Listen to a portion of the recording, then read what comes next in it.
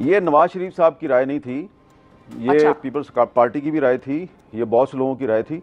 और क्योंकि आपको याद है ना कि जिस ज़माने में ये तहरीक में एतमाद का खेल शुरू हुआ था, ये 2021 था, तो मेरे पे उन दिनों में पाबंदी थी। जी जी। मेरे पास काफ़ी फालतू टाइम होता था, तो मैं इस्लामाबाद में हर उस जगह पे पहुंच जाता था जहाँ पे अच्छा। कोई इस तरह की साजिश हो रही होती थी, और रात को लेट नाइट तक मैं उनके साथ बैठता था।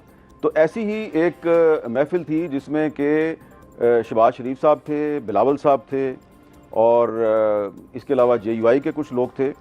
और मैं आपको ये भी बता देता हूँ कि उस वक्त शेख रुहेल असगर साहब जो हैं वो मुस्लिम लीग नून के MNA थे, तो उन्होंने एक खाने पे बुलाया हुआ था सबको, वहाँ पे उन्होंने मुझे भी बुला लिया। अच्छा। तो अब वो MNA नहीं है।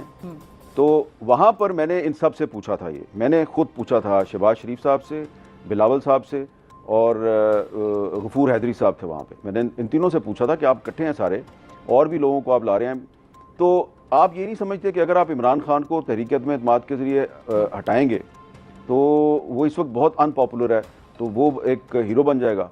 तो इन सब का ये ख्याल था कि उन्होंने मुल्क तबाह कर दिया है, मुल्क बचाने के लिए इमरान खान को हटाना बड़ा ज़रूरी है। तो मैंने उनसे कहा कि देखें, बात यह है कि इतना तो मैं भी बेवकूफ़ नहीं हूँ, मुझे भी पता है कि जो जनरल बाजवा साहब हैं वो एक्सटेंशन लेना चाहते हैं एक और, तो एक और एक्सटेंशन लेना चाहते हैं, तो इसके लिए वो थोड़ा प्रेशराइज़ कर रहे हैं इमरान खान को, तो इसके लिए वो आपको इस्तेमाल कर रहे हैं।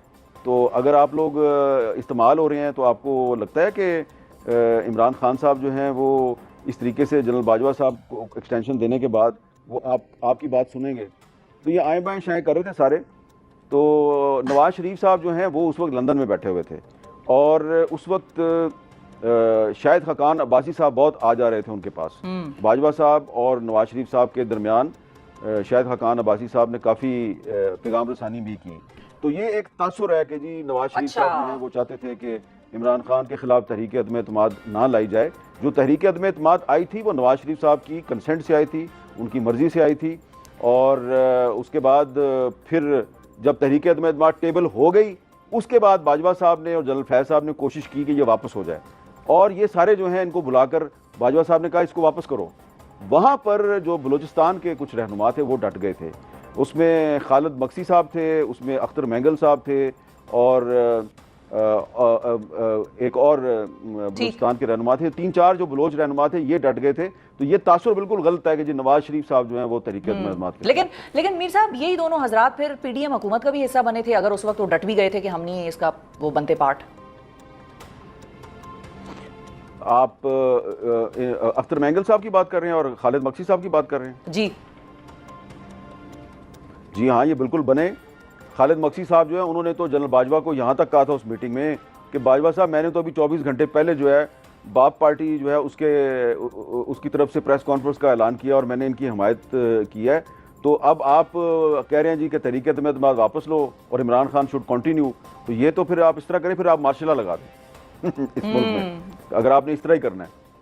तो ये देखिए ज़रा, बाप पार्टी जिसके बारे में कहा जाता था कि वो बिल्कुल इस्टेब्लिशमेंट की जेब में थी, उसके रहनुमा खालिद मक्सी साहब ने इनकार कर दिया। बाद में अख्तर मैंगल साहब PDM में शामिल हुए, लेकिन फिर उनके इख्तलाफात हो गए, क्योंकि वो उनके इख्तलाफात इमरान खान से भी हुए थे। वो इमरान खान के साथ भी एक पॉइंट पर उनके साथ गए थे कि आप लापता अफराद का मसला हल करें।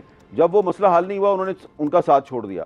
फिर PDM की गवर्नमेंट में भी उनका यही फटा था, और अभी भी उन्होंने जो असेंबली से इस्तीफा दिया हुआ है उसके पीछे भी यही कहानी है। बिल्कुल तो सही है। इसलिए आप ये कह सकते हैं कि इमरान खान के खिलाफ तहरीक अदम एतमाद में वो लोग इनके साथ थे, लेकिन अब तो वो इनके साथ नहीं। हाँ जी, अब इनके साथ नहीं। तारीख बस बड़ी बेरहम होती है, बहुत सारे लोगों को बेनकाब करती जाती है साथ साथ। अच्छा मीर साहब ये बताएं आप कि पीपल्स पार्टी इस वक्त की क्या सिचुएशन है? कल हमारे प्रोग्राम में साहिबजादा हामिद रजा साहब थे, वो ये कह के गए हैं कि अब परेशान होने का वक्त वफाक का आ गया है और वफाक में भी कुर्सियां तब्दील हो सकती हैं, कोई और फ्रंट पे आके बैठ सकता है, तो नून लीग के लिए खासा परेशानी का वक्त है। और साथ ही खबर ये भी उड़ी हुई है कि पीपल्स पार्टी जो है वो बाकायदा तौर पर कैबिनेट में शायद शामिल होने की हवाले से बाज़गश्त भी चल रही है, बातचीत हो रही है, सोच विचार हो रहा है। आपकी इस हवाले से क्या इतलात हैं? पीपल्स पार्टी अभी कहां खड़ी है, क्या हो रहा है?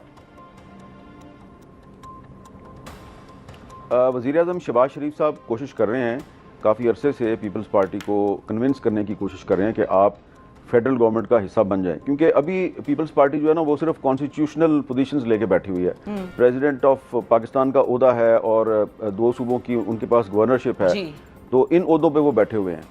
तो लेकिन शहबाज शरीफ साहब चाहते हैं कि वो कैबिनेट में भी शामिल हो जाए। उसके लिए उन्होंने उनको को 5-6 बड़ी अहम वजारतें भी ऑफर की हैं।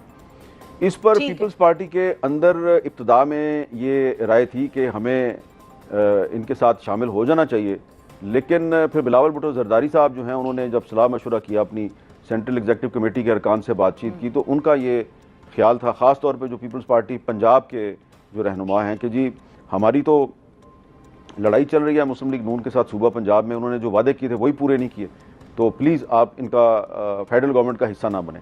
तो बिलावल भुट्टो जरदारी साहब ने अभी 2 दिन पहले भी ये कन्वे किया कि हम फिलहाल फेडरल गवर्नमेंट में शामिल नहीं होना चाहते। इसकी एक देखें सीधी सी वजह भी है। इसकी एक वजह ये है कि ठीक है, वो वजह यह है कि ठीक है, सुप्रीम कोर्ट ऑफ पाकिस्तान ने मखसूस नशस्तों पे एक ऐसा फैसला दिया है जिससे कि मुस्लिम लीग नून को बहुत ज़्यादा फ़ायदा हुआ है, उसकी सीटों की तादाद बढ़ गई है। लेकिन इसके बावजूद ये हुकूमत इतनी अनपॉपुलर है कि पीपल्स पार्टी जो कि इनकी इत्तेहादी है, वो उस पार्टी के वोटों से ये हुकूमत खड़ी है। उसके बावजूद पीपल्स पार्टी इस हुकूमत की काबीना में शामिल होने से गुरेज कर रही है और मुसलसल गुरेज किए जा रही है। और अभी मुझे लगता है कि फ़िलहाल आने वाले काफ़ी अरसे तक पीपल्स पार्टी गुरेज की पॉलिसी ही इख्तियार करेगी।